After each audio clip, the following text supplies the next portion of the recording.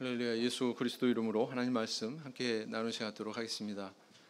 시간 같이 은혜 나누실 말씀 사무엘상 8장 1절에서 20절까지 말씀이 되겠습니다. 사무엘상 8장 1절에서 20절까지 말씀 제가 방독하겠습니다. 사무엘이 늙음에 그 아들들로 이스라엘 사사를 삼으니 장자의 이름은 요엘이요 차자의 이름은 아비야라. 그들이 브엘세바에서 사사가 되니라. 그 아들들이 그 아비의 행위를 따르지 아니하고 이를 따라서 뇌물을 취하고 판결을 굽게 하니라. 이스라엘 모든 장로가 모여 라마에 있는 사무엘에게 나아가서 그에게 이르되 보소서, 당신은 늙고 당신의 아들들은 당신의 행위를 따르지 아니하니 열방과 같이 우리에게 왕을 세워 우리를 다스리게 하소서 한지라. 우리에게 왕을 주어 우리를 다스리게 하라 한 그것을 사무엘이 기뻐하지 아니하여 여호와께 기도하매 여호와께서 사무엘에게 이르시되 백성이 내게 한 말을 다 들으라. 그들이 너를 버림이 아니요 나를 버려 자기들의 왕이 되지 못하게 함이니라. 내가 그들을 애굽에서 인도하여 낸 날부터 오늘날까지 그들이 모든 행사로 나를 버리고 다른 신들을 섬김같이 내게도 그리하는도다. 그러므로 그들의 말을 듣되 너는 그들에게 엄히 경계하고 그들을 다스릴 왕의 제도를 알게 하라. 사무엘이 왕을 구하는 백성에게 여호와의 모든 말씀을 일러 가로되 너희를 다스릴 왕의 제도가 이러하니라. 그가 너희 아들들을 취하여 그 병거와 말을 어겁게 하리니 그들이 그 병거 앞에서 달릴 것이며 그가 또 너희 아들들로 천부장과 오십부장을 삼을 것이며 자기 밭을 갈게 하고 자기 추수를 하게 할 것이며 자기 병거와 병거의 제구를 만들게 할 것이며 그가 또 너희 딸들을 취하여 향료 만드는 자와 요리하는 자와 떡 굽는 자를 삼을 것이며 그가 또 너희 밭과 포도원과 감람원의 제일 좋은 것을 취하여 자기 신하들에게 줄 것이며 그가 또 너희 곡식과 포도원 소산의 11조를 취하여 자기 관리와 신하에게 줄 것이며 그가 또 너희 노비와 가장 아름다운 소년과 나귀들을 취하여 자기 일을 시킬 것이며 너희 양떼의 10분 일을 취하리니 너희가 그 종이 될 것이라. 그날에 너희가 너희 택한 왕을 인하여 부르짖되 그날에 여호와께서 너희에게 응답지 아니하시리라. 백성이 사무엘의 말 듣기를 거절하여 가로되 아니로소이다. 우리도 우리 왕이 있어야 하리니 우리도 열방과 같이 되어 우리 왕이 우리를 다스리며 우리 앞에 나가서 우리의 싸움을 싸워야 할 것이니이다. 옛날에 페르시아라고 하는 나라가 터키와 전쟁을 할 때의 일입니다. 이 페르시아가 이제 터키를 공격하기 위해서 사막을 횡단하는 계획을 세웠다고 그래요. 사막은 참으로 위험한 곳이기 때문에 사막에 대한 전문가를 수소문해서 안내인까지 고용을 했습니다. 필요한 물과 식량을 준비하고 출발일이 되었을 때 사막 전문가인 그 안내인이 이렇게 당부를 했다고 그래요. 사막은 터키 군병보다 더 위험합니다. 정해진 물과 음식만 취하시고 제 말을 꼭 잘 따라야 됩니다. 이렇게 당부를 했다고 그래요. 자, 드디어 이제 그 페르시아 군대가 뜨거운 햇빛과 모래바람을 맞으면서 사막을 행군하기 시작했습니다. 근데 며칠이 지나니까 페르시아 군인들이 어떻게 됐겠어요? 정신이 혼미해지기 시작했습니다. 근데 정신이 혼미해지니까 이상하게 눈앞에 헛것이 보이기 시작했어요. 저기 저 멀리 아른아른 아지랭이가 피어오르는 그 끝에 막 숲이 우거진 그런 오아시스가 나타난 게 아니겠습니까? 그래가지고 군인들이 갑자기 흥분했어요. 그래서 그곳을 향해서 막 달려가기 시작했습니다. 근데 이 안내인은 그게 뭔지 알았겠죠? 그 앞길을 막아서면서 저것은 신기루라고 하는 겁니다. 절대로 저기 속으면 안 됩니다. 그럼 우리 다 죽습니다. 이렇게 적극적으로 만류를 했음에도 불구하고 너무나도 자꾸 앞을 가로면서 막으니까 이 군인들이 이 안내인을 죽이고 말았어요. 죽이고서는 이제 그들이 목적하는 그 장소에 열심히 뛰어가지고 도달했습니다. 아니 그런데 이게 웬일입니까? 도달한 그곳에 아무것도 없던 거예요. 숲도 없고 물도 없고 그야말로 신기루였던 것입니다. 그래서 결국은 이 그 페르시아 군대는 터키에 도착하기는커녕 사막에서 이리저리 헤매다가 결국은 몰사하게 됐다라고 하는 그런 역사적인 사실이 있습니다. 사람이 이 눈에 보이는 대로 욕망에 이끌리면은 나중에 엉뚱한 자리에 도달해서 돌이킬 수 없는 그런 결말을 맞이할 수 있게 된다는 것을 우리에게 보여주고 있죠. 우리 그 자녀들을 가지고 계신 우리 부모님들, 유치원생 정도의 그런 자녀가 있는 가정의 부모님들, 동전 몇 푼 주고서 가게에 가서 너 먹고 싶은 거 한번 사와봐라, 그렇게 한번 테스트해 보신 적 있나요? 뭘 사오든가요? 100이면 100 이런 거 사옵니다. 눈으로 보기에 근사한 거, 화려한 색깔과 모양 가진 거, 이 과자만 있는 게 아니라 그 과자 옆에 장난감 딸려 있는 거, 100이면 100 그렇게 사옵니다. 만약에 자녀한테 아무런 교육도 없이 동전 몇 푼 주고 그렇게 사오라고 그러면 여기서 거의 벗어나질 않습니다. 왜 그럴까요? 눈에 그만큼 많이 이끌리기 때문에 그래요. 눈에 보여지는 대로 많이 이끌리기 때문에. 얘가 이걸 먹었을 때 뭐 아토피에 어떤 영향을 미치는지, 또 이 눈에 보이는 플라스틱 장난감 안에 사람 인체에 유해한 그런 어떤 공업 화학 물질이 얼마나 함유되어 있는지 이런 데서 애들이 알아요? 모르죠. 모르니까 당연한 귀결이죠. 일정한 나이를 먹고 여기에 대한 지식이 쌓이는 그 순간까지 애들은 그 정도 선을 벗어나지 못합니다. 그런데 우리 영적인 영역도 마찬가지다, 그렇게 볼 수 있어요. 우리가 이렇게 어렸을 때부터 이렇게 말씀에 대해서 차곡차곡 잘 배우고 신앙에 대해서 제대로 이해하고 어린아이의 신앙을 벗어나서 장성한 분량에 이르게 되면 그런 일이 없는데, 그런 경험도 없고 교육도 없고 아무런 성장의 기회가 없는데, 이게 내 영혼에 해를 끼치는 것인지 유익을 끼치는 것인지 거기에 대해서 분별이 없을 수 있단 말이에요. 그런 교육이 없었다면. 그래서 이것을 우리가 분별할 수 있는 그런 능력을 갖추는 게 굉장히 중요합니다. 그래서 영화 한 편을 보더라도 이게 과연 내 영혼에 유익한 건가? 아니면 해악을 끼치는 건가? 여기서 생각하고 선택할 줄 알아야 돼요.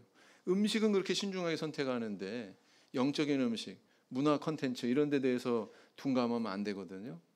네. 넷플릭스니 뭐니 젊은 사람들 얼마나 많은 그 영화나 그런 영상물을 접합니까? 그걸 반드시 그런 분별력이 필요하다는 거예요. 네. 그러기 위해서 우리가 하나님 말씀 안에서 우리의 신앙의 본질을 갈고 닦는 그런 노력이 필수적이죠. 이사야 55장 2절 말씀을 보시겠습니다. 이사야 55장 2절 말씀을 보시겠습니다. 이사야 55장 2절 말씀을 보시겠습니다.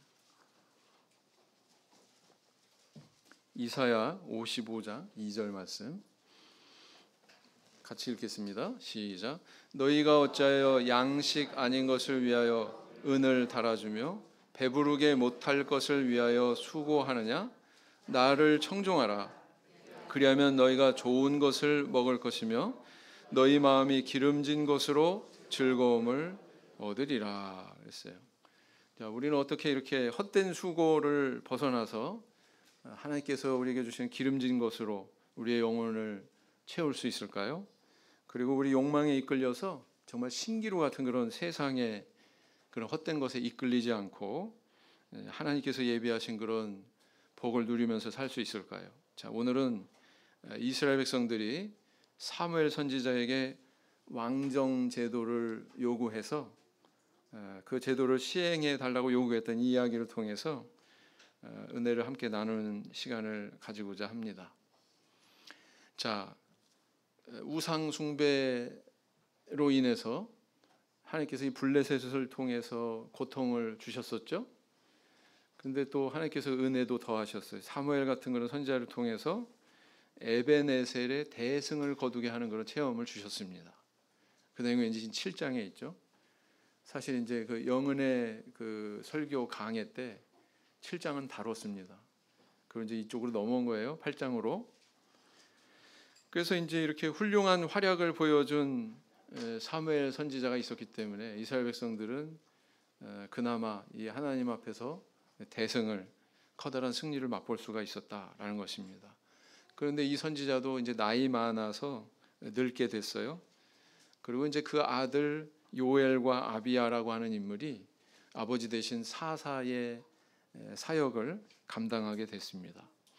그런데 이 아들들이 좀 아버지가 갔던 길과는 달랐던 것 같아요. 부친과 같이 이렇게 훌륭한 정신을 가지고 사사로서의 길을 지킨 것이 아니라 오늘 본문에 기록되어 있듯이 백성들에게 뇌물을 받고서 재판을 굽게 하는 그런 잘못을 저지르게 되죠. 그러자 이 백성들이 사무엘 선지자 앞에 나와서 어느 날 요구를 하게 됩니다. 그 요구의 내용이 뭐였습니까? 다른 나라들처럼 우리도 왕을 세워서 왕이 우리를 통치하게 해달라. 그게 좋겠다. 다시 말하면 왕정 체제, 왕의 제도를 도입하자고 이렇게 요구한 것이었습니다. 이 말을 들은 사무엘 선지자는 기분이 어땠습니까? 유쾌했어요? 불쾌했어요?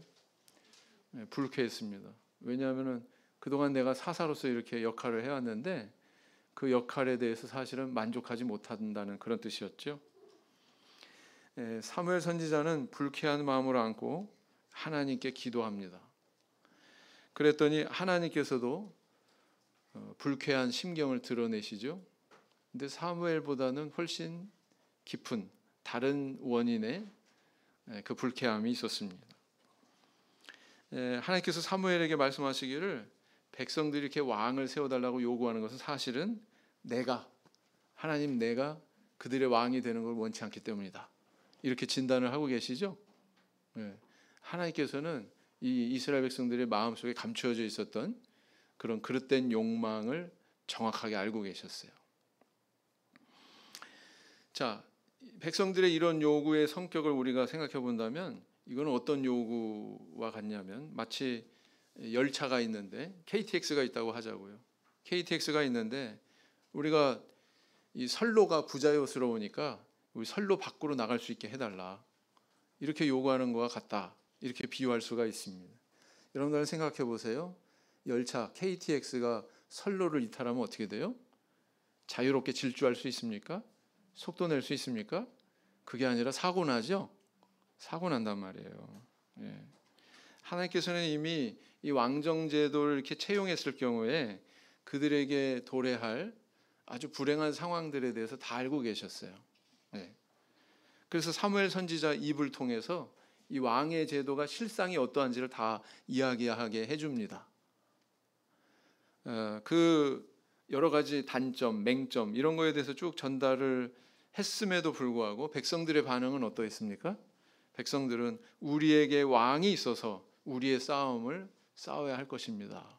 그럼 이것을 고집하죠. 그런데 또 그럼에도 불구하고 하나님께서는 그 요청을 수락하셔요. 결국은 이 사무엘 선지자 이후에 그로 인해서 이스라엘 백성들에게 왕정 체제가 도입이 되게 되는 그런 분기점이 되게 되는 것이죠. 자, 이 사건은 오늘날 우리에게 뭘 교훈하고 있습니까? 첫째는 뭐냐면은 상황의 원인에 대해서 과장하지 마라라는 거예요. 상황의 원인에 대해서 과장하지 마라. 본문 말씀 4절 5절을 보시겠습니다. 이스라엘 모든 장로가 모여 라마에 있는 사무엘에게 나아가서 그에게 이르되 보소서 당신은 늙고 당신의 아들들은 당신의 행위를 따르지 아니하니 열방과 같이 여러 이방 나라들 얘기하는 거죠. 우리에게 왕을 세워 우리를 다스리게 하소서 한지라 그랬어요. 자, 이 과정을 보면 이 문장을 가만히 보면 이들의 요구가 좀 합당한 것 같아요. 정당한 것 같습니다. 이렇게 당신의 아들들이 이러저러하니 우리도 이렇게 왕을 세워서 우리를 다스려 주세요. 이렇게 요구하지 않습니까? 비리가 있으니 제도를 바꾸자라는 것입니다. 어찌 보면 정당한 요구처럼 보입니다. 그러나 조금 더 우리가 깊이 생각해 보면 이 백성들이 원인에 대해서 과장해가지고 지금 너무 과도한 쪽으로 치닫고 있구나라는 것을 깨닫게 됩니다. 쉽게 얘기하자면 자동차의 작은 부속이 망가졌어요. 그러면 이거 정비소 가서 수리하면 되잖아요. 근데 아예 차 팔아버리고 새 차로 바꾸자.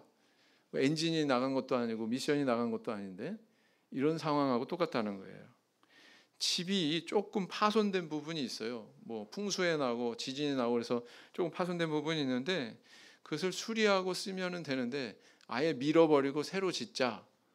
뭐 그럴 수도 있겠죠. 너무 오래됐으면. 근데 그게 아니라 지은 지 얼마 되지도 않았는데 그런 작은 것 때문에 아예 밀어버리고 새로 짓자. 그런 거랑 똑같다는 거예요.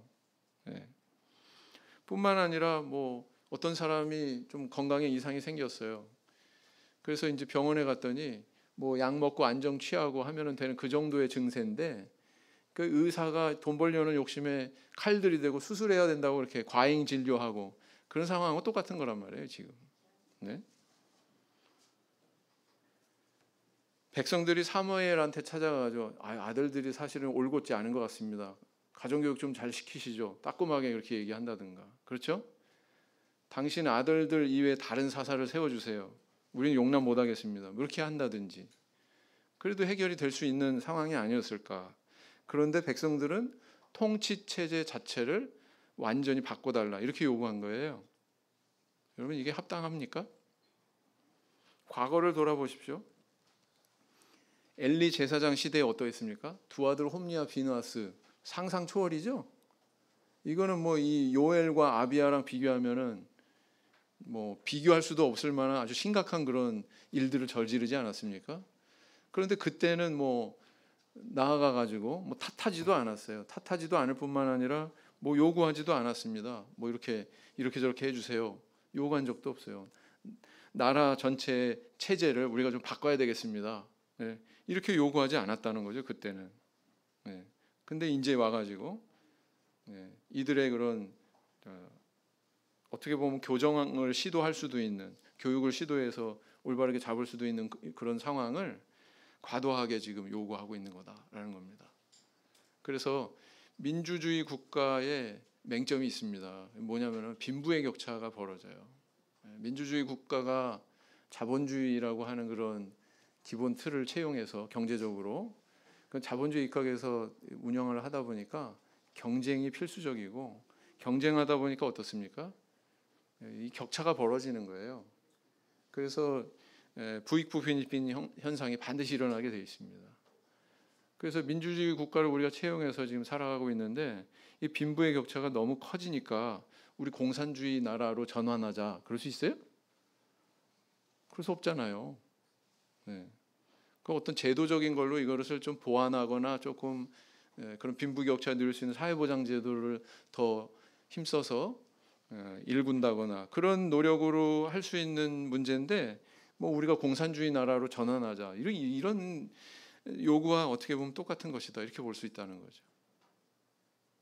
나라의 근본을 흔드는 무리한 요청을 했다는 것입니다.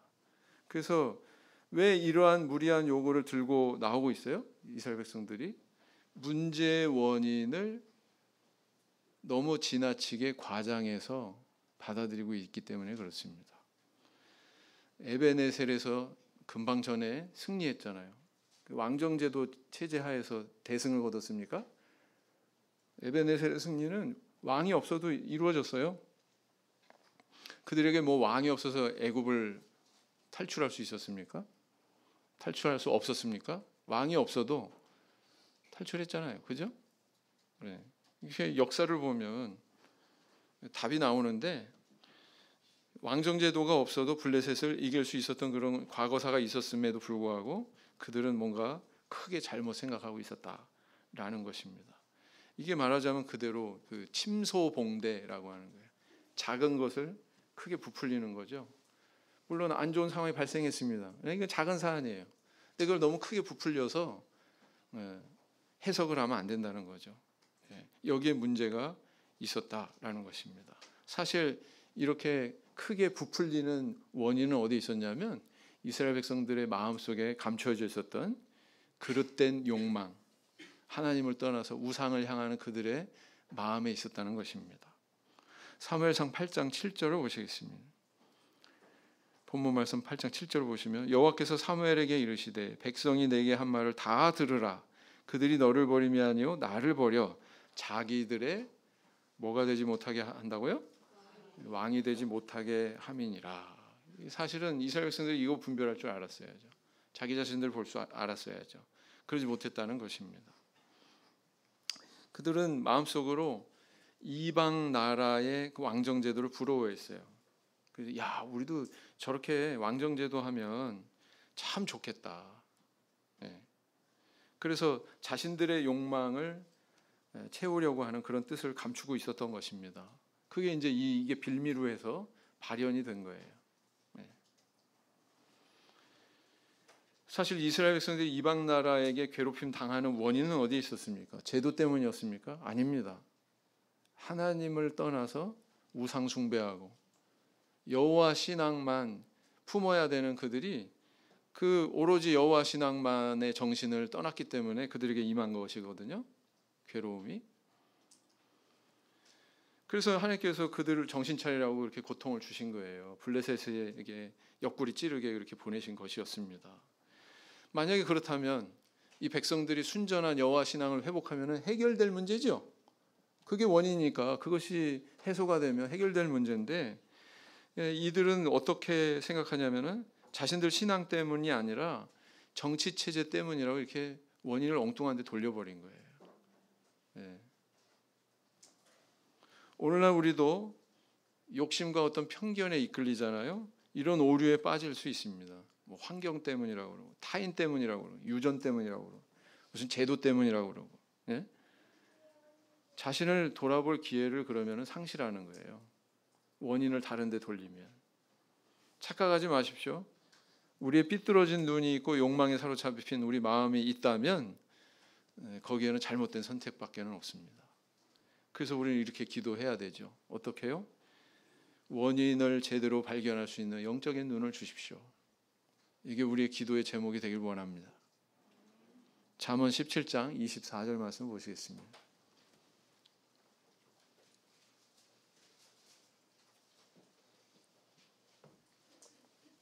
잠언 17장 24절 같이 읽겠습니다. 시작. 지혜는 명철한 자의 앞에 있거늘 미련한 자는 눈을 땅 끝에 두느니라 그랬어요. 눈을 어디다 둔다고요? 미련한 자는 땅 끝에 두는데요. 바로 앞에 있는데 보지도 못하고. 두 번째 교훈, 미래에 수확될 열매를 예측해라 라는 것입니다.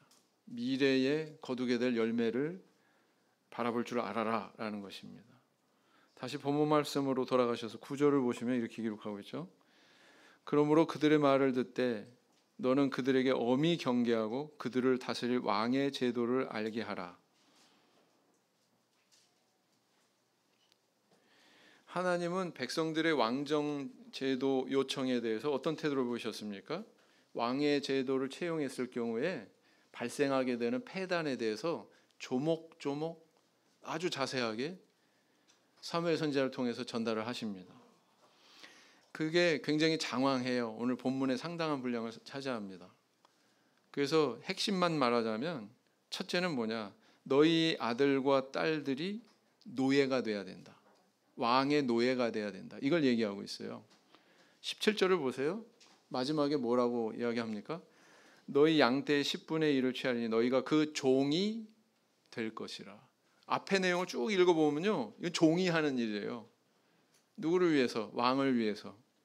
야, 너희들 왕을 세우겠다고 그러는데 그것은 뭘 의미하냐면 너희들이 왕의 종이 된다는 뜻이야. 하나님께서 이걸 분명히 전달하고 계신 거거든요. 그 다음에 이제 두 번째는 뭐냐면 너희의 소유물, 소산물 중에서 가장 좋은 것을 그에게 갖다 상납해야 된다. 누구한테요? 왕한테. 왕한테 그걸 다 상납해야 된다고 이렇게 이야기하고 있는 것입니다. 네. 결국은 너희들이 나중에 가서 고통스러워가지고 나한테 부르짖을 거다.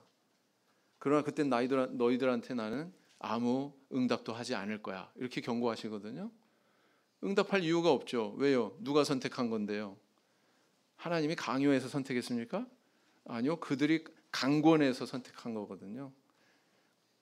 강청에서 그들이 선택한 거거든요. 네. 그러니까 하나님께서는 내가 너희 음성을 나중에 듣지 않을 거다 이렇게 경고하시는 거죠. 예. 책임은 너희들이 져라. 왜? 너희들이 선택했으니까. 이렇게 말씀하고 계신 겁니다.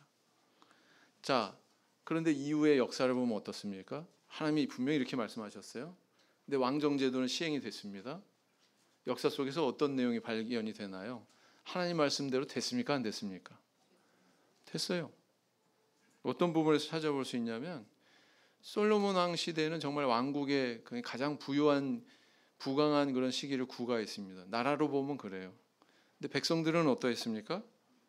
나중에 이 왕국이 둘로 분열될 때 하는 말을 가만히 보면 이 왕은 화려하게 부귀영화 즐겼을지 몰라도 백성들은 노역으로 인해서 굉장히 무거운 멍에를 졌다고 이렇게 기록을 하고 있거든요. 열왕기상 12장 4절에 보면 그렇게 기록하고 있습니다.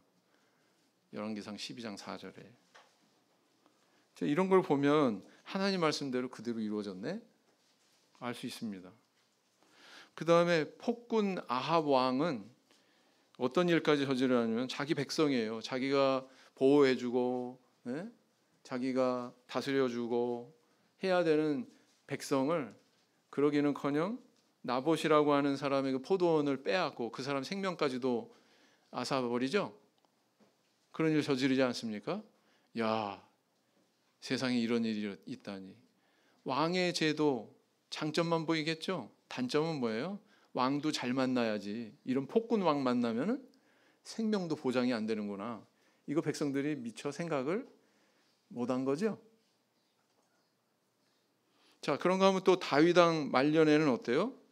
다윗 왕 말년에는 이 다윗 왕의 두 가지 오점이 있습니다. 하나는 우리아의 아내를 취한 거고요. 다른 하나는 뭐냐면은 백성들의 인구수를 헤아린 거예요. 그걸 왜 헤아렸겠어요? 왕으로서 자기의 어떤 성과 이런 것들을 우상화하려고 했던 거예요, 말하자면. 그런데 그 인구수를 세는 범죄로 인해서 어떤 일이 일어나냐면은 7만 명이나 되는 백성이 온역으로 죽습니다. 다윗이 범죄했는데. 그러니까 성군을 만나더라도 아합 같은 폭군을 만나도 문제고 또 이런 성군을 만났을지라도 성군이 이렇게 실수 안 하란 법 없잖아요. 실수했을 경우에 이런 일이 일어났다라는 거예요. 성군조차도. 네. 야, 참 이게 왕의 제도구나. 백성들이 이거 알았을까요? 미리 알았으면 아마 고개 갸웃거리고 다시 한번 생각해 볼게요. 그랬을지도 모르겠어요. 근데 그런 미래를 볼 줄 모르니까 지금 이렇게 하나님 말씀은 귀에 들어오지도 않고 이 왕의 제도를 이렇게 요구한 거거든요. 그리고 이제 이 왕정 제도를 그 역사 속에서 이렇게 폐단들을 발견할 수 있는 것뿐만 아니라 가장 심각한 귀결이 있습니다. 그게 바로 뭐예요? 왕정 제도는 결과적으로 실패했다는 것입니다. 나중에 왕국이 둘로 분열하더니 서로 이제 힘이 약해지니까 북왕국은 북왕국대로 아수르에 멸망하고 남왕국은 남왕국대로 바벨론에 멸망해가지고 결국은 왕정 제도 이꼬로 실패 이렇게 된 거거든요. 이스라엘 역사 속에서 하나님은 이거 다 바라보고 계셨어요. 너희들이 그걸 선택하겠다고? 결과가 이럴 건데 하나님은 다 내다보고 계셨습니다. 이스라엘 백성들은 몰랐죠. 그 미래를 바라볼 줄 몰랐죠. 이렇게 욕망에 사로잡히게 되면 미래의 결과를 예측할 수 없게 됩니다. 볼 줄 모르게 돼요. 이게 참 위험한 거예요. 우리 성도님들 살아가시면서 회사 생활하는 분도 있지만 개인 사업 하는 분도 계시죠. 이 프랜차이즈 이거 함부로 하면 큰일 난다고 그러더라고요. 저도 해본 적은 없지만 뉴스를 통해서 접해보면 프랜차이즈 업체가 요즘 굉장히 많이 난립하죠. 여기 서울 가도 이거 있고 청주 가도 이거 있고 제주도 가도 그거 있고 그죠? 무슨 스타벅스니 파리바게트니 맥도날드니 롯데리아니 그 위에 크고 작은 무슨 치킨집 아주 널렸습니다. 널렸어요. 프랜차이즈 그런 사업하는 사람들이 많구나. 근데 여기 어두운 점들이 있더라고요. 대부분 보면 프랜차이즈 업체들은 안정적으로 손님들이 들끓습니다. 근데 그것만 보고서 덜퍼덕 그 화려함만 보고서 사업하겠다고 그 뭐 체인점 가입해가지고 시작하면은요, 굉장히 여러 가지로 고통당한답니다. 첫째는 뭐냐면은 본사에서 공급하는 재료의 가격이 거의 바가지 수준이라는 거예요. 그 다음에 또 뿐만 아니라 어떤 체인점은 어떤 횡포까지 하냐면은 2, 3년마다 한 번씩 인테리어를 새로 싹 해야 된대요. 본사에서 해주냐고요? 아니요. 가입한 본인이, 체인점장이 그걸 다 부담해야 된다는 거예요. 그러니까 그동안 뭐 장사 잘 돼서 벌려져 봐야 그거 인테리어 하는데 또 멍청 또 목돈 들어가고 그래가지고 다 주머니 털린다는 것입니다. 근데 그거 알아요? 몰라요? 맨 처음 시작할 때 막 손님만 그냥 수시로 그냥 뭐 몇십 초 만에 뭐 몇 사람씩 막 왔다 갔다 거리고 길게 줄 서고 눈에 들어오면 그것뿐이니까 굉장히 잘 될 거라고 그냥 막연하게 눈에 보이는 대로만 마음에 이끌려서 이렇게 가다 보면 그렇게 된다는 거예요. 네. 여러분, 그 롯이 소돔과 고모라 선택한 기준이 뭐였습니까? 창세기에 보면 여호와의 동산 같고 애굽 땅과 같았더라, 이렇게 기록하고 있죠. 그 눈에 보여지는 대로 선택하고 나중에 결론이 뭐였어요? 유황불이 그 위에 내려가지고 자기 그동안 쌓았던 모든 소유 어떻게 했습니까? 일순간에 날려버렸죠. 일순간에. 이처럼 욕심과 편견에 이끌리면 미래의 열매를 분별하지 못합니다. 이게 위험한 거죠.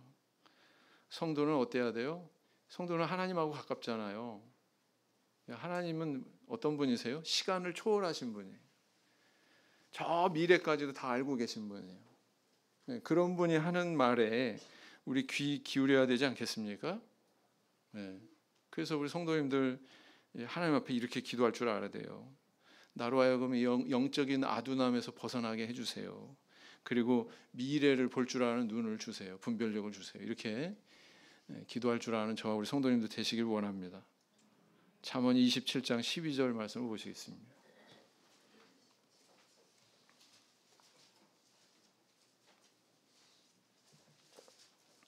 잠언 27장 12절 말씀.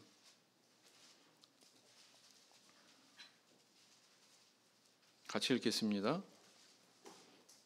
같이 읽겠습니다. 시작. 슬기로운 자는 재앙을 보면 숨어 피하여도 어리석은 자들은 나아가다가 해를 받느니라 그랬어요.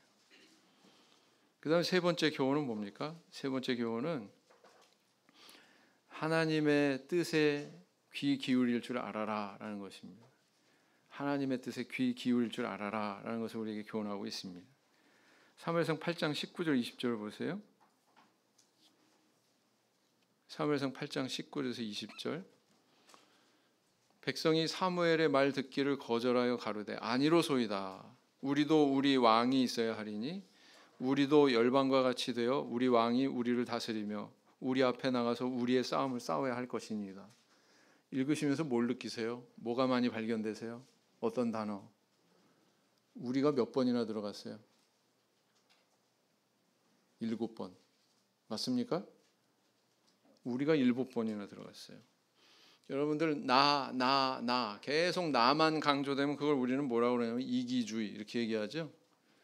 근데 우리만 계속 강조되면 우리 뭐라고 그래요? 그것을 집단 이기주의라고 그래요. 신앙 안에서 경계해야 될 것 중에 하나가 뭐냐면 집단 이기주의다 이렇게 볼 수가 있습니다. 그럴싸한 정당한 이유가 있고 명분이 있고 많은 사람들이 그걸 원한다고 할지라도 그게 하나님 뜻에 비추어서 올바른 길이 아니다라고 그러면 어떻게 해야 돼요? 내려놓을 줄 알아야죠. 그렇죠? 아무리 많은 사람이 동의한다고 해도 그건 내려놓을 줄 알아야 됩니다. 그게 마땅한 것입니다. 이것이 마땅한데 하나님 말씀을 전해들은 이스라엘 백성들 태도가 어땠습니까? 우리 막 그 집단 이기주의에 꽉 붙들려 있으니까 이야기가 귀에 들어와요, 안 들어와요? 사무엘 선지자가 왕정제도하면 이렇게 돼, 이러해야 되고 너희 종이 돼야 되고 막 자세하게 소상하게 이렇게 얘기해도 귀에 안 들어와요. 귀에 안 들어와요. 그리고는 왕을 세워가지고 우리의 싸움을 싸워야 할 것입니다. 이렇게 얘기하고 있단 말이죠. 그래서 우리가 신앙생활하면서 경계해야 되는 것이 있다면 좁은 세계에 갇히는 거예요. 우물한 개구리 되는 거 조심해야 됩니다. 내 생각 그게 확대돼 가지고 우리 생각 몇 사람의 생각 안에서 답을 구하려고 하면 안 된다는 거예요. 하나님 뜻을 묻고 그 하나님 뜻 안에서 이것이 부합하냐 부합되지 않느냐 이게 굉장히 확인해야 되는 중요한 요소인데 이게 결여되면 아무리 많은 사람이 원한다고 할지라도 위험할 수 있습니다. 고린도후서 10장 12절 말씀을 보시겠습니다.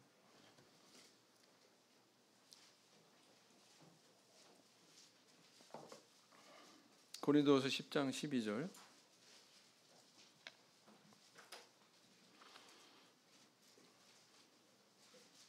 같이 읽겠습니다. 시작.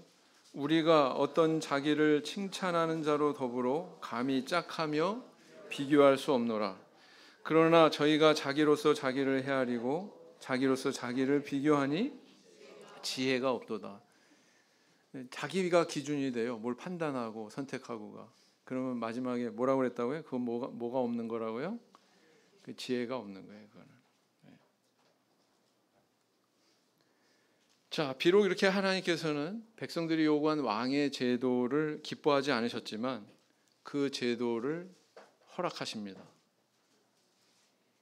이상하죠?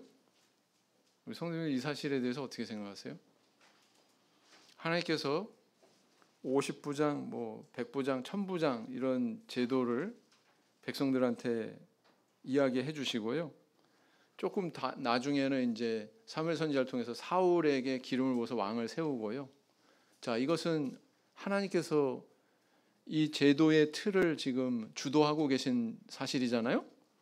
그렇지 않습니까? 하나님이 기뻐하시지 않는 일을 하나님이 지금 주도적으로 하는 것 같이 보이는 모순처럼 보이는 그런 상황 아니에요? 이상하게 생각 안 해보셨어요? 우리가 오해하지 않아야 될 것은 이스라엘 백성들의 요구가 옳고 정당해서 하나님 따라준 것은 절대로 아니다. 그렇기 때문에 수락한 건 아니다. 중요한 건 뭐냐면 그 선택은 백성들에게 있는 거예요. 하나님께 있는 게 아니에요. 누구한테 있는 거예요? 백성들한테 있는 거예요. 인간한테 있는 겁니다.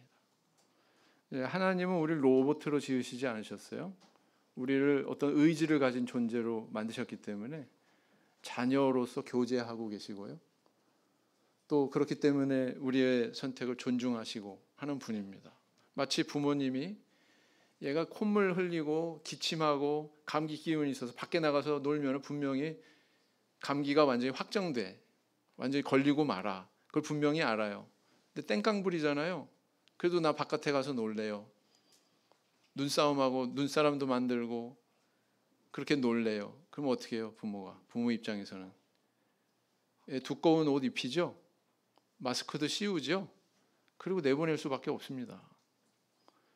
분명히 내다봐지는 미래가 있어요. 얘 분명히 이렇게 나갔다가 분명히 감기가 도진다. 더 심각하게 된다. 알지만 그거 어떻게 해요?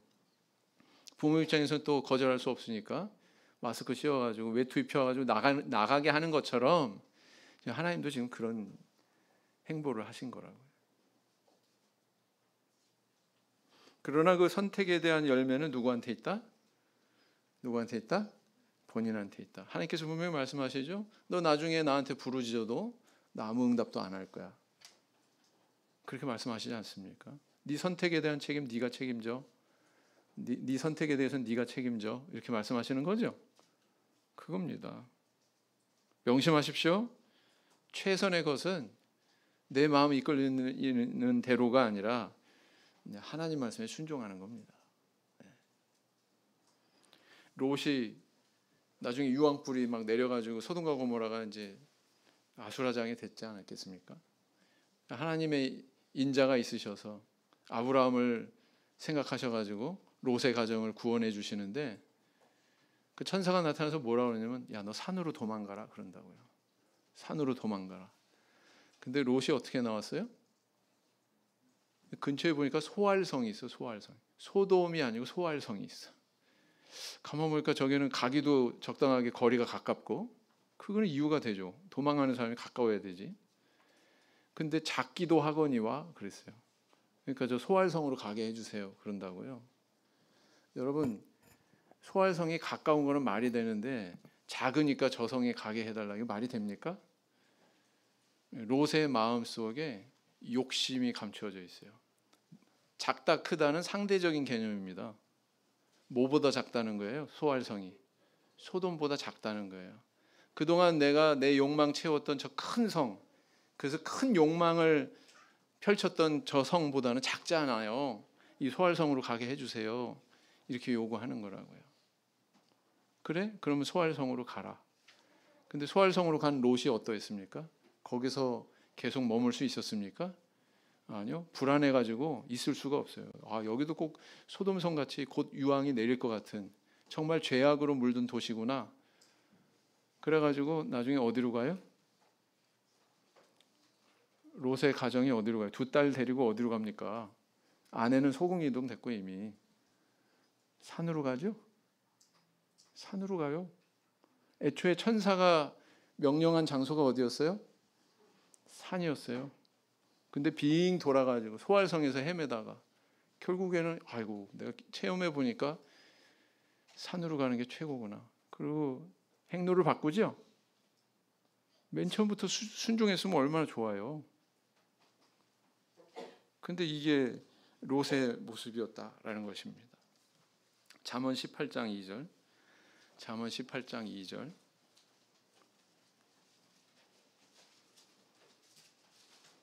잠언 18장 2절. 같이 읽겠습니다. 시작. 미련한 자는 명철을 기뻐하지 아니하고 자기의 의사를 드러내기만 기뻐하느니라. 여러분, 자기의 의사를 드러내잖아요. 자꾸 강조해서 막 얘기하고 고집 피우고 그러면요, 다른 사람 얘기가 절대로 귀에 안 들어옵니다. 사람뿐만 아니라 하나님 말씀조차도 귀에 안 들어옵니다. 그렇게 돼 있어요, 사람은. 우리 성도님들은 어떤 길을 가고 계십니까? 내 의사만 강조해서 계속 그렇게 고집 피우는 길입니까? 아니면은 귀를 기울일 줄 아는 그런 길입니까? 돌아보셔야 되겠죠? 사막의 오아시스에 오두막을 짓고 사는 노인이 있었습니다. 정말 우거진 야자수와 맑은 샘물이 있어서 여러 지나가는 나그네들에게 좋은 쉼터가 됐어요. 그래서 이 노인은 굉장히 그것이 행복하고 기뻤습니다. 그 나그네들에게 소박한 음식을 제공하고 또 쉼의 장소를 그런 제공하고 그런 것들이 너무나도 기쁘고 보람이 있었어요. 그런데 언제부턴가 나그네들이 물을 마시고 나면 동전 몇 푼을 던져주고 하는 거예요. 이 재미가 들렸어요.